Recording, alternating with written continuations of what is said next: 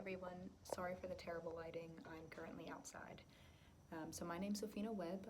This is my second year teaching English in Florida, and I teach in a very rural environment. So this really affects the way that technology is utilized in my classroom. My students will have to take the FSA in order to graduate on the computer at the end of the school year.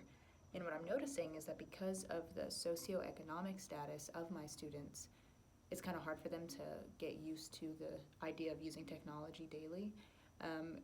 I think it's funny because we tend to say that the generation that we're in and the students that I'm teaching are digital natives. But the digital divide is so wide with them because of their socioeconomic status.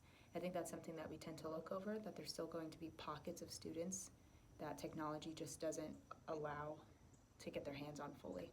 Right, so something that I do in my classroom is I try to make it my goal to use technology at least once a week. Or I allow them to interact with technology in some way and we talk about it. So most of them have phones, and this is really nice because we can use apps because they tend to have smartphones, usually an iPhone. But I make sure that anything that I use in the classroom, it doesn't affect their grade when we do use technology. And if it does affect their grade, then I always allow a time, I give them class time where they can use the app on my phone. So a few apps that I use are Twitter, Flipgrid. Flipgrid is by far my favorite. Highly recommend it. It just really allows the kids to learn about communication skills and technology and being critical thinkers and problem solvers, because sometimes they don't know how to work something, but I tell them, you got to figure it out.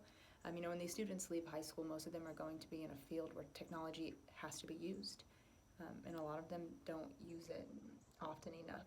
So for me, I would just say try to find ways, little ways at least, to use technology or at least talk about technology. We talk about censorship in school.